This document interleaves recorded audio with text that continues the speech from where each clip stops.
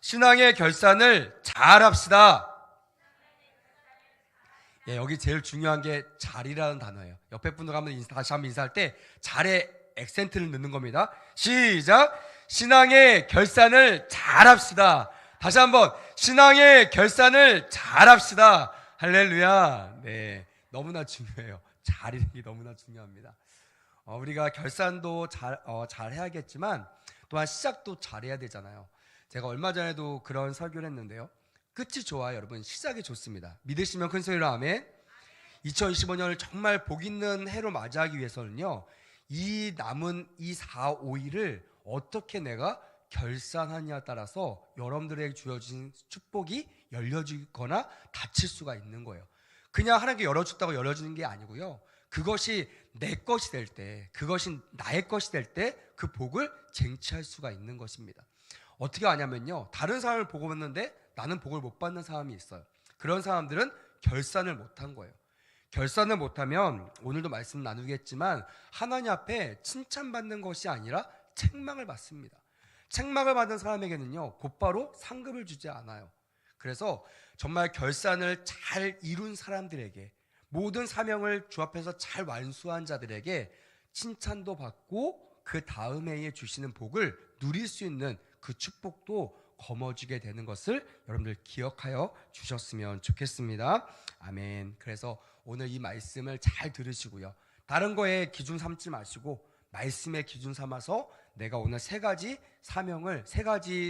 잘 결산하는 은혜가 있었으면 좋겠습니다.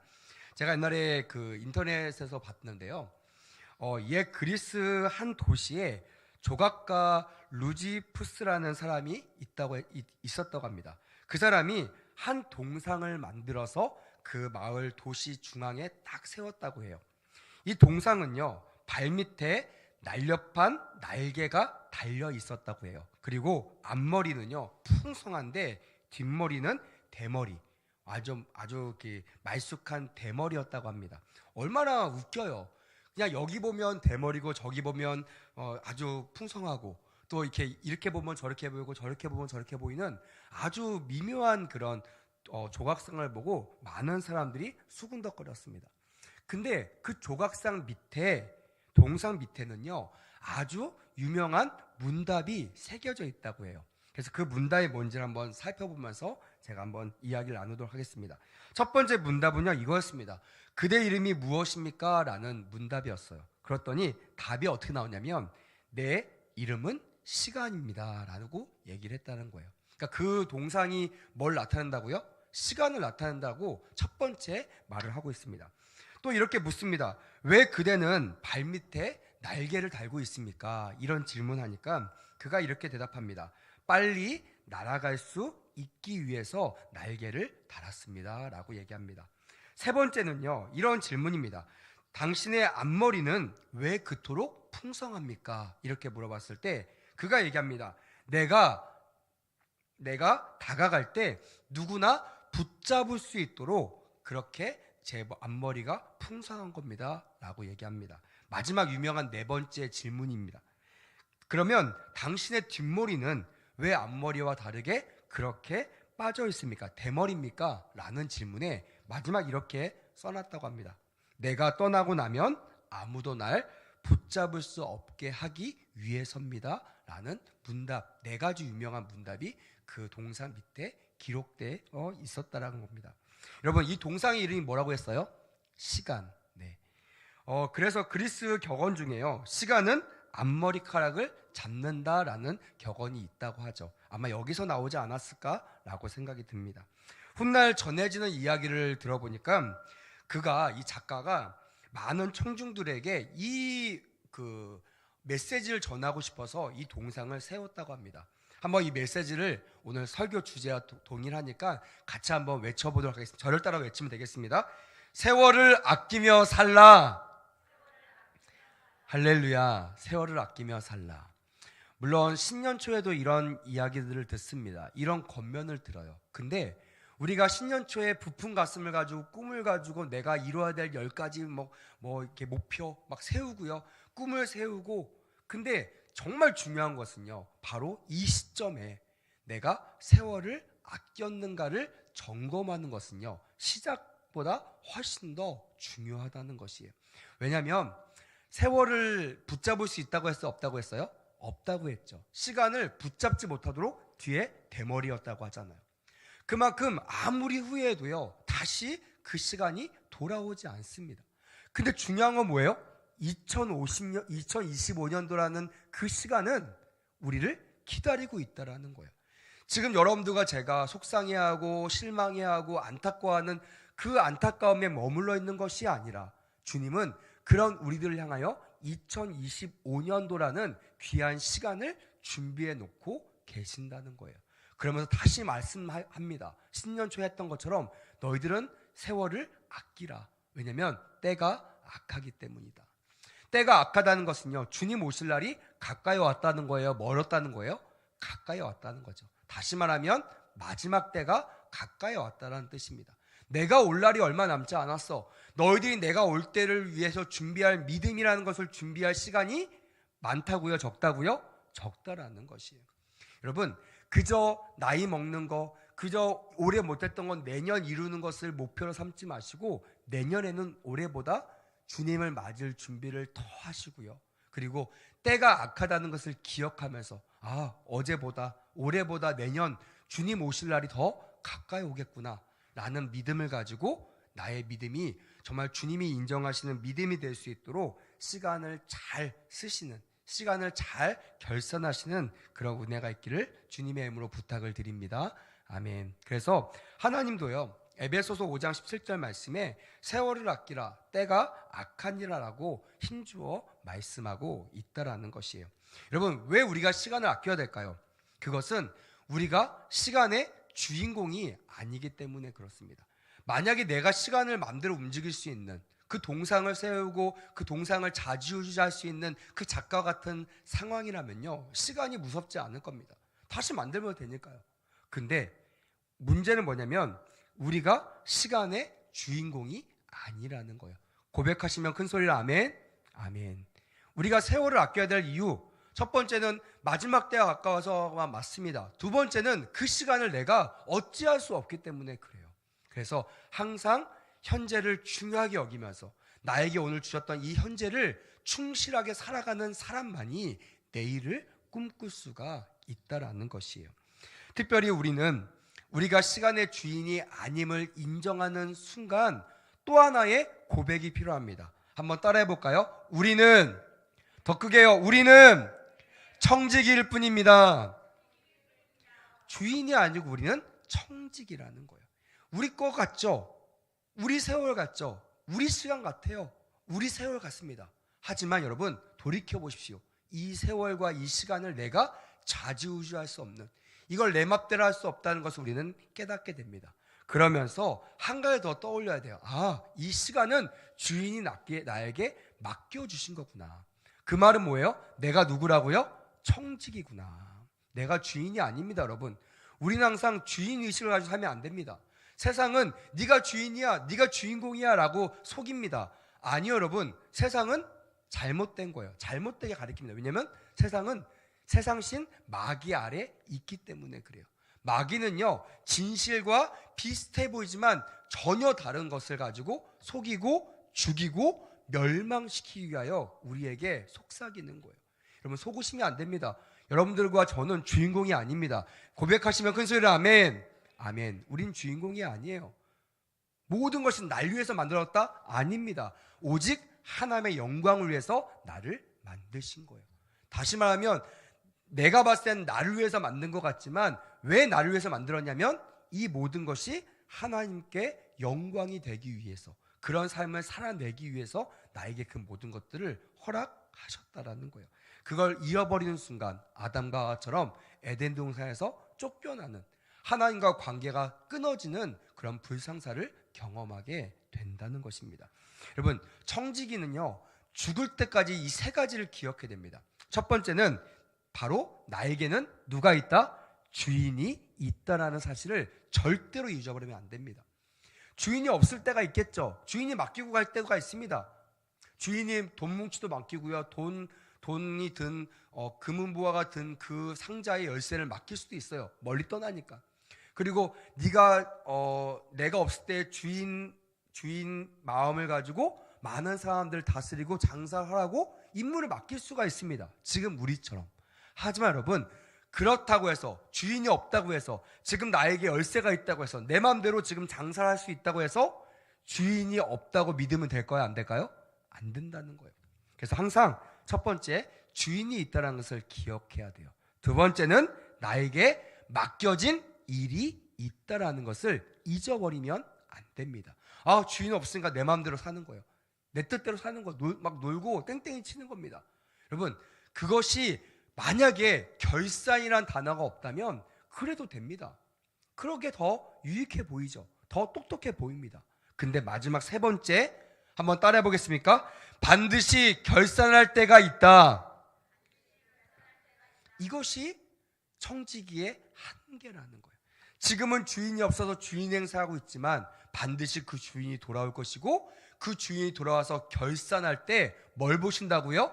나에게 맡겨진 일을 얼마나 잘했느냐를 판단하시고 결산하신다는 거예요.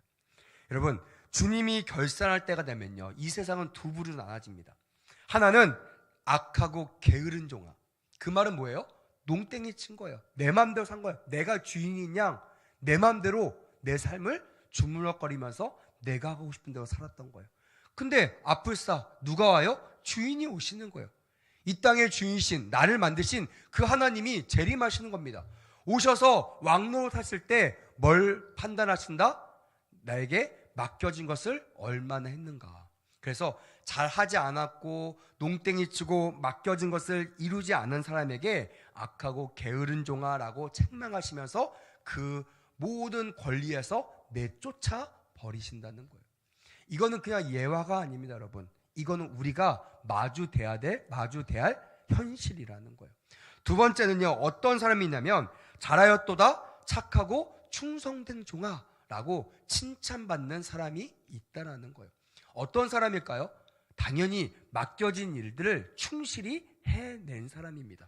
이 세상 주인이 지금 안 계시지만 내가 주인이냐 행사하는 것이 아니라 항상 주님이 주인이 오실 날을 손꼽아 기다리고 두려워 떨면서 내게 맡겨진 일들을 해내는 사람, 그런 사람을 주님은 칭찬하시고요, 그에게 칭찬 플러스 상급과 면류관을 허락하신다고 주님께서 예언하셨다라는 거예요. 예화가 아닙니다.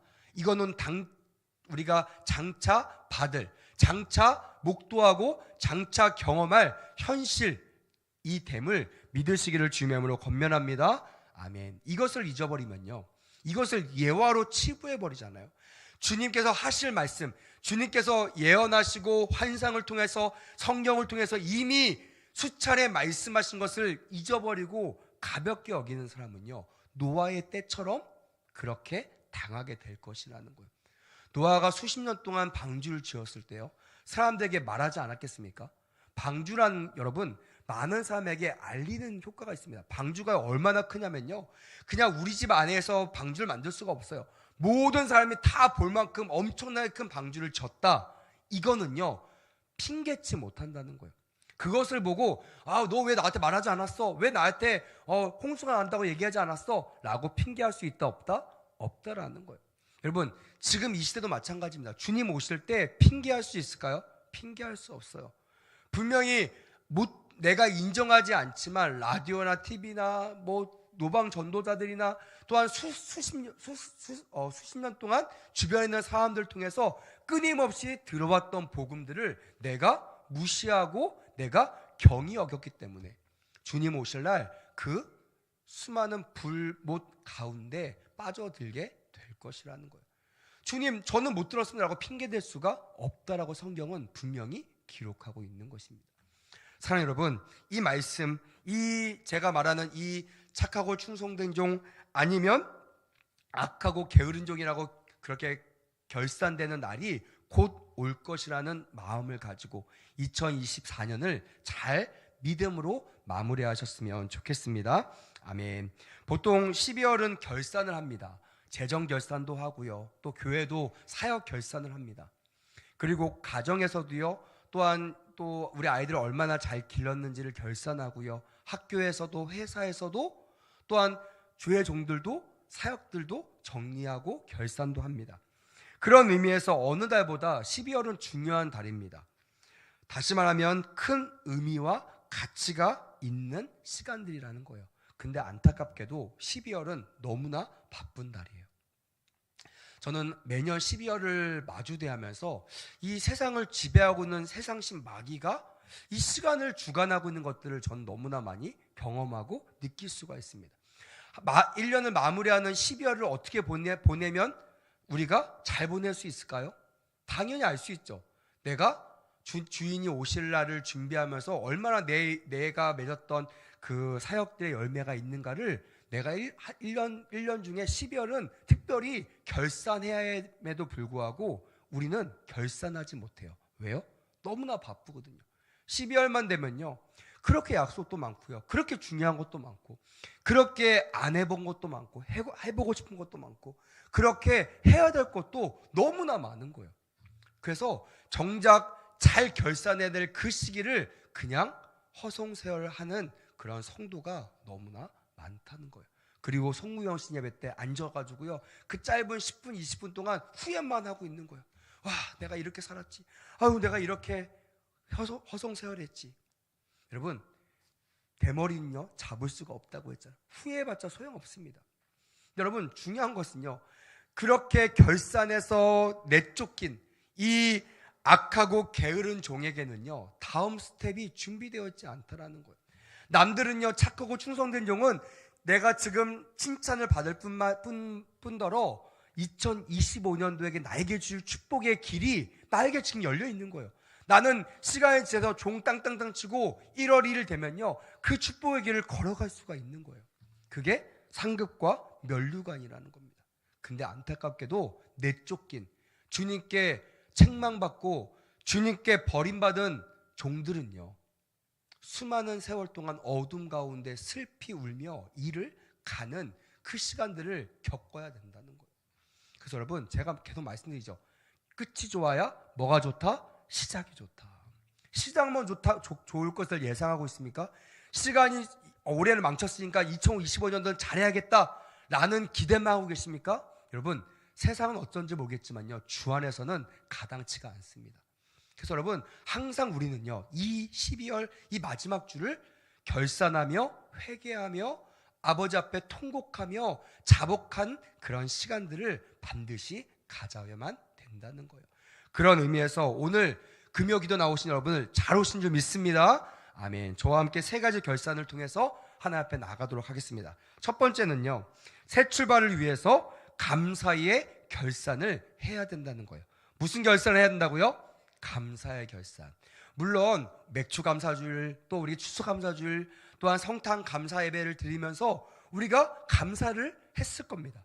하지만 그러지 못한 성도들일지라도 이 12월 달, 이 한 달만큼은요 반드시 지난 한 해를 돌아보면서 나 같은 죄인을 살리신 그 하나님의 은혜에 감사로 보답하는 그런 한 달이 되어야 될 줄 믿습니다. 아멘. 우리에게 얼마 남지 않았죠. 하지만 만약에 아직까지 우리가 감사에 결산하지 못하였다면 지금도 늦지 않았습니다. 슬피 울며 이를 갈기 싫으신 분들, 그렇게 되기 원하지 않으신 분들은요 오늘 이 밤 하나님께 감사의 결산을 하시기를 주님의 이름으로 권면합니다. 아멘. 우리가 이런 감사의 결산을 하기 위해서는요 한 해를 돌아볼 때 우리의 시야가 바뀌어야 된다는 거예요. 다시 말하면 관점이 바뀌어야 된다는 거예요. 육의 눈이 아니라 영의 눈, 따라합시다. 믿음의 눈으로 바라봐야 된다. 지금과 나의 삶을 1년 동안 나의 삶을 돌아볼 때 세상 사람들처럼요 얼마나 이익이 많았냐, 얼마나 많이 벌었냐, 얼마나 좋은 집을 얻었냐, 얼마나 출세했느냐, 그런 육적인 눈으로 바라보면요 사실상 만족이 안 될 겁니다. 감사는 가당치도 않을 거예요. 하지만 우리는 어떠한 일이 있어도 감사할 수밖에 없는 존재임을 반드시 기억하시길 바랍니다. 아멘. 왜요? 나 같은 죄인을 위해서 그 주님께서 이 땅 가운데 오셨기 때문이에요. 믿으시면 큰 소리로 아멘. 내가 무엇이간데 그 주님이 낮고 천한 많은 죄인들한테 멸시천대 받으면서 채찍질 당해가면서 침뱉음 당해가면서 그 고초를 왜 참으셨습니까? 나 같은 죄인을 구원하기 위해서라는 거예요. 아무것도 얻은 게 없지만 여러분, 이 하나의 구원의 감격 하나만 가지고도 감사의 결산을 능히 하시기를 주님의 이름으로 권면합니다. 아멘. 오늘 본문에 이사야가 받은 은혜가 바로 이런 은혜라는 거예요. 본문 1절 보니까요, 이 본문의 배경이 우시야 왕이 죽던 해라고 분명히 기록되어 있습니다. 그 해는요, 남유다의 10대 왕 우시야 왕이 죽었던 때입니다. 역사학자들은 BC 739년 정도가 되지 않을까라고 얘기를 합니다. 이 우시야 왕은요, 15살에 유다의 왕이 됩니다. 그리고 무려 52년간 유다를 통치하고 위대한 왕으로 만인의 존경을 받아왔던 왕이었고요. 그 다음에 유다의 천적이죠. 블레셋, 암몬 이런 나라를 정복할 뿐만이 아니라 애굽 변방까지, 애굽 끝까지 정말 점령하며 당시에 많은 그런 국력과 국내 권세, 나라의 권세를 정말 엄청나게 확장시켰던, 하늘을 찌를 듯이 왕성했던 왕 중에 왕이었습니다. 근데 그에게는요, 문제가 하나 있어요. 그게 뭐냐면 말년에 그가 교만하게 되죠. 그리고 죄를 짓습니다. 하나님은요, 아무리 축복하셨던 왕이라고 할지라도요, 죄를 지면요, 그 축복을 걷어가십니다. 그리고 뭘 주세요? 저주를 주신다는 거예요. 그의 인생을 통해서 지금 말씀하고 있는 거예요. 52년 동안 위대한 왕으로 하나님께서 세우셨지만 그가 교만하고 죄를 짓자 그에게 문둥병을 허락하십니다. 그리고 그가 문둥병에 걸려 별궁에서 지내다가 67세에 죽고 마는 그의 인생을 설명하고 있는 것이에요. 여러분, 문제는 여기서부터 시작되죠. 그가 태평성대를 이루고 그가 정말 하나님 안에서 누렸던 그 복이 있을 때는요, 경험하지 않았던 그 어두움과 문제가 그가 죄로 말미암아 어려워졌을 때, 죽었을 때 그 문제가 발동되기 시작합니다. 먼저는 우시야 왕을 통해서 내렸던 하나님의 은혜가 다 거둬들여졌다는 거예요. 분명히 어저께까지 하나님의 은혜가 있었어요. 하나님의 은혜 가운데 안전했어요. 근데 그 왕이 하나님께 버림받고 난 다음에, 채찍당한 다음부터는요, 그 똑같은 나라 가운데 하나님의 임재가 있어요, 없어요? 임재가 사라진다는 거예요. 여러분, 이거는요, 우리의 인생에 정말 중요한 메시지를 주고 있는 것입니다. 우리는요, 안전을 원해요. 여기 있으면 안전할 거야. 이 교회는 안전할 거야. 이 공동체는 안전할 거야. 이 사람과 있으면 안전할 거야. 와, 또 저 목사님과 있으면 안전할 거야. 우리 가족과 있으면 안전할 거야. 그것을 평생 안전하다고 생각하는 그런 안전 불감증에 빠지게 됩니다. 여러분, 우시야 왕을 통해서 말씀하시는 메시지가 뭡니까? 하나님을 떠나면요, 어제까지 있었던 그 은혜가 어떻게 된다고요? 떠나간다는 거예요. 걷어간다는 거예요. 하나님이 걷어가시면요, 아무리 50몇 년 동안 안전됐던 그 나라도요, 하루아침에 풍전등과 같은 나라가 되게 된다는 것이에요. 그리고 죄로 인하여 더 이상 하나님의 임재가 임하지 않을 뿐더러 그 나라에 하나님의 임재가 사라지는 문제가 생깁니다. 백성들은요, 우상을 섬겨요. 하나님의 은혜가 없으니까요, 눈에 보이는 우상한테 절합니다. 우리랑 똑같잖아요. 은혜 있을 때는요, 잘 될 때는요, 하나님 사랑해요 하다가 알지 못한 이유 모를 그런 고난을 당하면요, 하나님 어디 있냐는 거예요.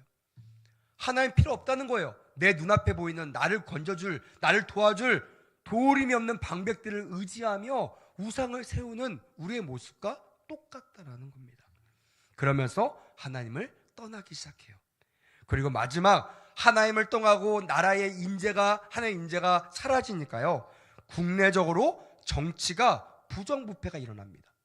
아내가 썩기 시작해요. 아내가 썩으니까요, 외적들이 침투해올까요? 가만히 보고 있을까요?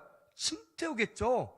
아내가 튼튼하고 내실이 강하고 국력이 강할 때는요, 공격할 엄두도 못 냈던 그 나라들이, 빼앗겼던 나라들이, 이를 갈고 있던 나라들이요, 안에서 오합지졸되죠. 분열이 일어나죠. 그러니까요, 국방이 무너지니까 어떻게 해요? 쳐들어오는 거예요. 그러니까 나라가 아수르의 침략을 빈번히 당하게 되었다라는 거예요. 국가의 미래가 어때요? 밝아요? 어두워요? 어두웠죠. 이러한 때에 이사야 선지자는 하나님께 나아가는 시간을 가졌다라는 거예요. 이게 너무나 중요합니다. 저는 지금 우리나라를 위해서 기도할 때 지금 우리나라가 이럴 때라는 거예요. 불안해하고 있을 때가 아닙니다. 지금 뭐 나라도 살아야지 하면서 내가 살 국리를 찾을 때가 아닙니다. 뭐 정치를 바꾸고 무슨 리더를 바꾸고 이런 거에 집중할 때가 아니라 이사야처럼 하나님이 지금 이 땅 가운데 이런 침묵하시고 이런 어려움을 두신 이유가 무엇인지를 깨닫고 하나님께 물어 아래는 하나님께 나아가는 기도의 시간이 반드시 이 나라에 필요할 줄 믿습니다. 아멘. 기도해야 됩니다. 어느 때보다. 그리고요, 이사야는 그 자리에 나가서 남들이 말하는 실망의 소리, 낭망의 소리, 염려와 근심의 소리를 듣는 것이 아니라 3절 말씀의 소리를 듣습니다. 한번 3절 말씀 같이 한번 읽어볼까요? 3절 말씀 읽겠습니다. 시작. 서로 불러 이르되 거룩하다 거룩하다 거룩하다 만군의 여호와여 그의 영광이 온 땅에 충만하도다 하더라. 여러분, 남들을 보면요 미쳤다고 하죠. 지금 때가 이럴 때인데 무슨 크리스마스고, 때가 이럴 때인데 무슨 교회 가고, 때가 이럴 때인데 무슨 헌금이냐 이러면서 사람들은 비아냥거릴 것입니다. 핍박할 거예요. 하지만 여러분, 이사야처럼 영광의 눈, 믿음의 눈이 열려져 하나님의 영광을 보기를 주의 이름으로 권면합니다. 아멘. 이것을 볼 때 우리의 감사의 제목이 달라진다는 거예요. 그가 뭘 봤어요? 현실적인 걸 본 거 아니에요. 어두운 나라 아수르의 침략을 본 것이 아니라 지금 이 자리에 누가 있다고요? 떠난 것 같았던 하나님의 거룩의 영광이 갔어요? 있어요? 있다라는 거예요. 거룩하다 거룩하다 거룩하다. 영광의 하나님의 영광의 통치하심, 다스리심, 보호하심의 그 능력이 환상 가운데 지금 우리 가운데 머물러 있는 것을 보았다 못 보았다? 보았다라는 거예요. 여러분, 본 사람을 절대로 이길 수 없습니다. 은사자들을 이길 수 없어요. 은사가 없는 사람들은요 판단만 하죠. 저게 맞냐 틀리냐. 여러분, 은사를 받아보십시오. 하늘나라를 경험해 보십시오. 하늘나라를 경험하지 않는 사람들이 이게 맞다 안 맞다 그 말이요 우습게 들립니다. 왜? 봤으니까요. 왜? 들었으니까. 그래서 여러분, 기독교는요 경험의 종교, 경험을 통하여 하나님의 주시는 은혜를 통하여 믿음이 쌓이는 것을 믿으시고 경험하시는 은혜가 있기를 주님의 이름으로 권면합니다. 아멘. 그냥 머물러 있지 마세요. 남들이 하는 말을 듣지 마세요. 그가 잘못된 말 듣고 마음이 요동치지 마세요. 내가 하나님께 기도하여 그 음성을 들으시면 됩니다. 내가 기도하여 이사야처럼 하나님께 나에게 주시는 환상을 보시기를 주님의 이름으로 강력하게 권면합니다. 아멘. 마지막 때는요 이 확신이 있어야 된다는 거예요. 확신이 없으면요 무너집니다. 이상만 갖잖아요. 지식만 가지만요 어두움, 어려움이 그 지식 위에 한번 앉혀보십시오. 절대로 이길 수가 없어요. 오늘 이사야를 통해 우리에게 주시는 메시지가 뭡니까? 현실은 분명 암흑기였어요. 현실은 분명 불행입니다. 멸망입니다. 혼란입니다. 하지만 주님은요 이사야를 통하여 내가 지금 아직 일하고 있고 내가 아직 너희를 떠나지 않았다고 지금 이 시대에게 주시는 말씀처럼 환상을 통하여 메시지를 주고 계신다는 거예요. 기도하신 여러분, 오늘 밤 이 환상을 보시기를 주님의 이름으로 권면합니다. 아멘. 이 음성을 들으시고 기도의 자리에 나가시는 은혜가 있기를 주님의 이름으로 권면합니다. 아멘. 세상은 다 볼메스로 해도 예수 그리스도의 음성을 듣는 우리들은요 기도하는 우리들만큼은 주님을 기뻐하고 주님을 찬양하는 그런 음성의 그런 메시지에 동참해야 될 줄 믿습니다. 그때부터요 낙심, 절망, 두려움이 사라집니다. 용기와 희망이 내 안에 몰려오게 되는 거예요. 그냥 여러분들에게 헛된 희망을 주는 것이 아니라 약속 있는 희망입니다. 이 세상 주관자이신, 세상을 조종하는 마귀가 아니라 그 마귀의 권세까지 좌지우지할 수 있는 절대 권력이신 그 하나님이 이 땅 가운데 우리에게 하시는 그 메시지를 들을 수만 있다면, 그 환상을 볼 수만 있다면요 현실이 아니라 현실 너머에 계신 주님의 희망의 메시지를 보게 된다는 것이에요. 2024년 한 해를 돌아보는 이 마지막 금요일에 전 여러분들이 기도할 때 이 음성을 들었으면 좋겠어요. 이 환상을 봤으면 좋겠습니다. 제가 말씀을 준비하면서 하나님께 저에게 귀한 은혜를 주셨어요. 아직 끝나지 않았다, 나는 지금도 일하고 있다 하면서 주님께서 말씀하시는 것입니다. 믿으시면 큰 소리로 아멘. 아직 희망이 있습니다. 아직 이 나라가 망하지 않았습니다. 할렐루야. 왜요? 기도하는 성도가 있기 때문에 그렇습니다. 하나님, 이 죄가 나의 죄라고 하나님 앞에 엎드리며 기도하는, 자복하는 정죄가 아니라 하나님 앞에 겸손하게 자복하는 그런 회개하는 성도와 교회가 있기 때문에 하나님께 반드시 일으켜 세워줄 줄 믿습니다. 그렇기 때문에 우리는 과거의 일들을 육적으로 보지 말고 믿음의 눈을 보며 그동안 나와 함께 하셨던 하나님께 감사의 결산을 해야 될 줄 믿습니다. 두 번째요, 회개의 결산을 반드시 해야 됩니다. 하나님의 음성을 들으면요, 이렇게 회개할 수밖에 없어요. 여러분, 제가 요즘 우리 청년들과 제자 양육을 하고 있는데요, 하루는 이제 베드로에 대한 이야기를 하면서 큰 은혜를 받았습니다. 그 땅도 많고 배도 많고 부자인 이 베드로가 왜 어떻게 모든 것을 다 버리고 예수님 앞에 제자로 나갈 수 있었고, 그 제자로 나가는 그 단계 가운데 어떤 일이 있었어요?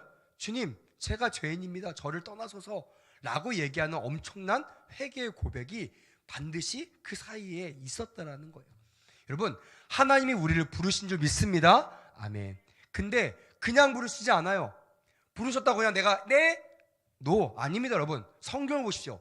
모든 성경 인물들은요, 하나님 부르실 때 나의 죄를 회개하고 자복하는 단계를 반드시 거쳤습니다.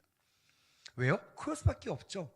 내가 주인 되어서 내가 왕이라고 생각했는데요, 내가 재판장이라고 생각했는데 내가 아무것도 아닌 거예요.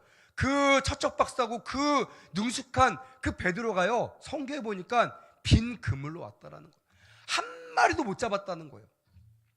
자기의 능력이 바닥나고 더 이상 내가 이제 업으로 살 수 없겠다, 내가 자포자기하고 내 힘으로 할 수 없다고 고백하는 그 순간 절대자이신 그 주님이 베드로를 찾아오셨다는 거예요. 그리고 깊은 데에 가서 그물을 던져라, 이 말씀의 마지막인가 그냥 해보자 라고 그물을 던졌지만 베드로의 믿음이 아니라 예수 그리스도의 사역, 그 구원의 목적으로 인하여 수많은 물고기들이 몰려왔던 거예요. 그리고 그것을 경험하면서 그 뱃머리 앞에 있는 예수를 보면서 베드로가 어떤 생각했겠습니까? 과연 저는 누구일까? 과연 저 사람은 누구일까?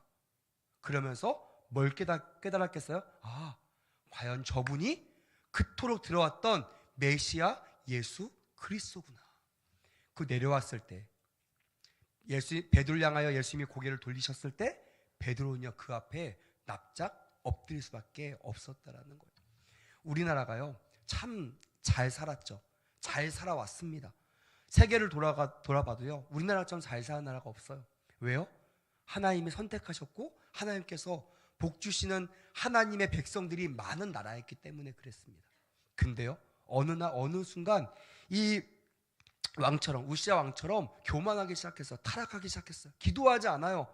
여기가 안전하다고 생각하고 주님이 없어도 우리가 있으면 안전하다라는 마음으로 교회를 좌지우지하기 시작합니다. 인간들이. 그러면서 하나님께 벌을 받기 시작하죠. IMF가 터지고요. 그래도 깨닫지 못하니까 우리 코로나라는 우리 인간이 어찌할 수 없는 질병을 통해서 교회가 완전히 박살납니다. 완전히 딱 끝까지.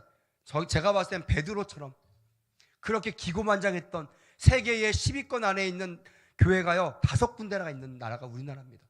그런 나라가 교회가 텅텅 비는, 정말 제가 여의도 순복교 출신이잖아요. 가슴을 쳤어요. 그 몇만 명, 2만 명, 3만 명이 한 번에 드릴 수 있는 그 큰 교회에요, 10명이 예배를 드렸어요.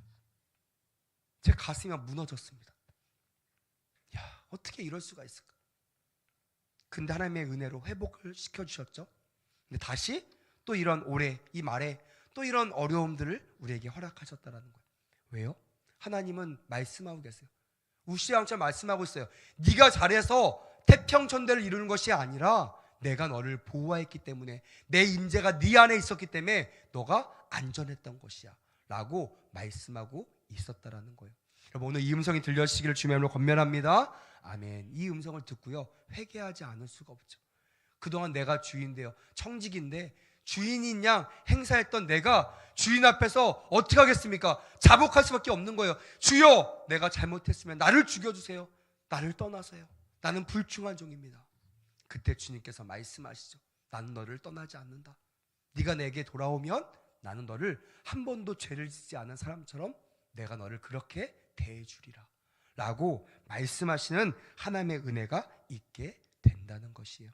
혹시 여러분 1년 동안 지켜봤을 때, 돌아봤을 때 우리 마음 가운데 정죄하는 마음들이 많았습니까? 나는 이런데 저 사람은 내가 아무리 이상해도 저 사람만큼은 아니지 하는 그런 정죄의 마음이 있습니까? 여러분, 그 사람은요, 교만한 사람이에요. 정죄와 교만은요, 일치할 수 없는 단어입니다. 반대의 단어거든요. 주님이 가장 싫어하시는 것이 정죄고요. 왜? 주님도 정죄하지 않으셨기 때문에 그래요. 근데 주님이 가장 사랑하는 거, 주님이 가장 좋아하는 게 겸손. 겸손과 반대된 게 뭐예요? 교만이라는 거예요. 그래서 성경에 보니까 교만이 넘어지는 자들의 어떤 사람이 가장 먼저 넘어지냐면, 누가 먼저 넘어진다고요? 교만한 사람이 넘어진다고 되어 있다는 거예요.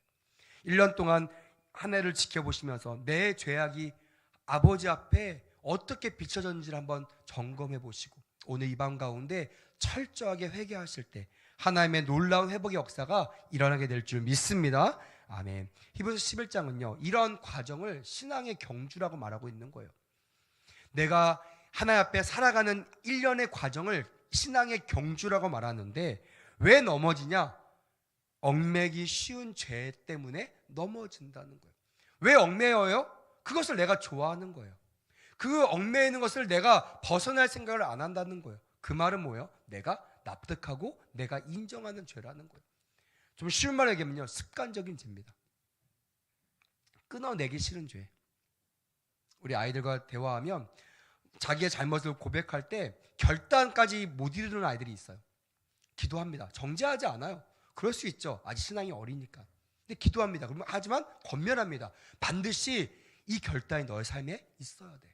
바뀌어져야 돼. 주인이 바뀌는 삶을 살아야 돼. 결단하고 회복되는 그런 삶을 반드시 살아내야 돼.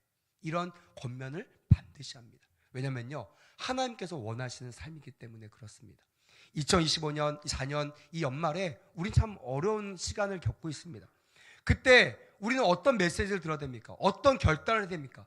그냥 이때가 그냥 예전처럼 그냥 좀 있으면 지나갈 거야. 좀 뭐가 바뀌면 달라질 거야. 이런 기대로 살아가야 될까요? 아닙니다.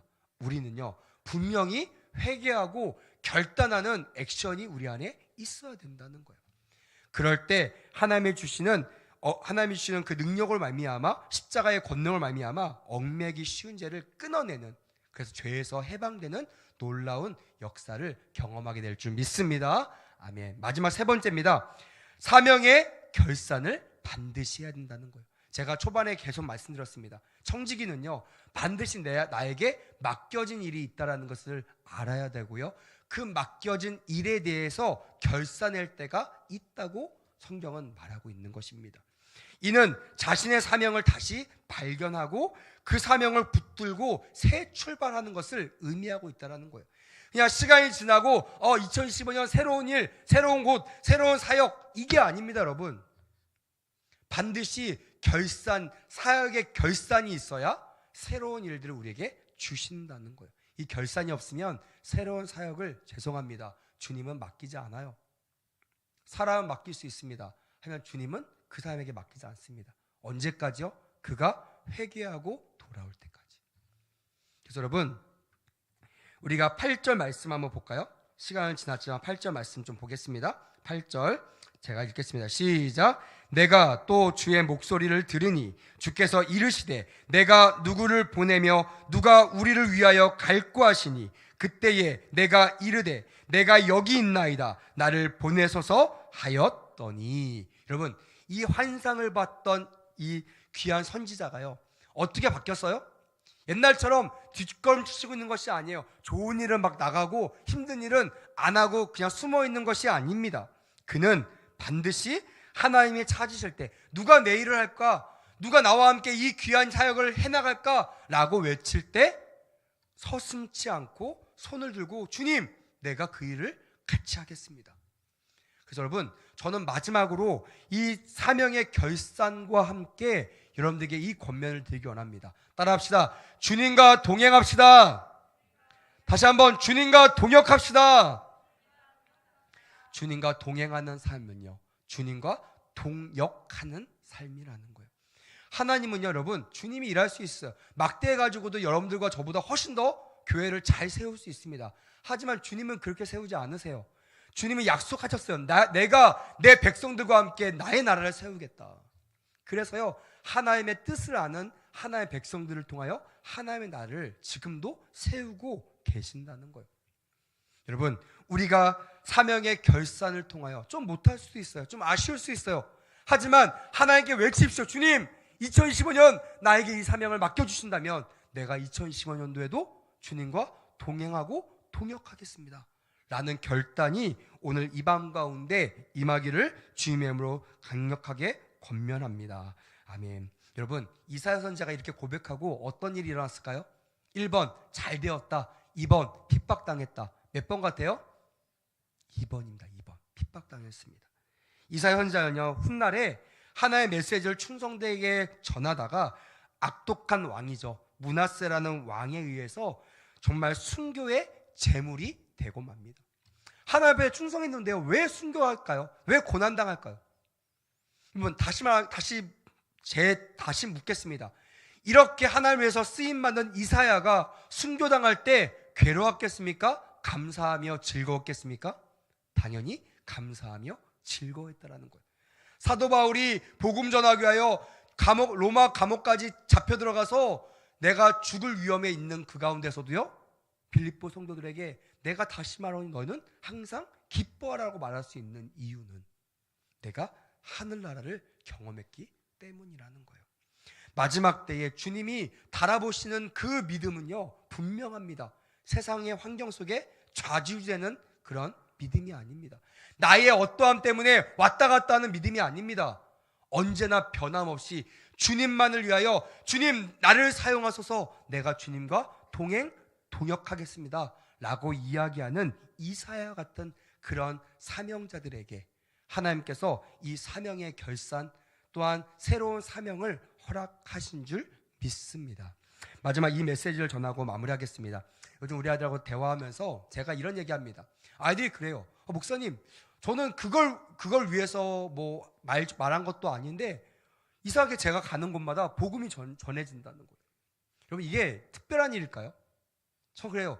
그게 너무나 당연한 일이야. 사명자는 여러분, 내가 사역해야지 하면 사역하지 않습니다. 내가 주를 위해서 달려갔는데요, 어떻게 돼요? 내가 어느덧 주의 도구로 쓰임받고 있는 거예요. 내가 주의 말씀을 지켜 행하고 살고 있는데 내 주변 사람 나를 말미암아 구원의 문으로 가까이 오고 있는 것이에요. 그걸 내가 목도하는 순간 뭘 깨달아요? 하나님께서 이 부족한 사람을 사용하셨구나, 나 같은 사람을 사명자로 쓰고 계시는구나 라는 것을 깨달을 수가 있다라는 거예요.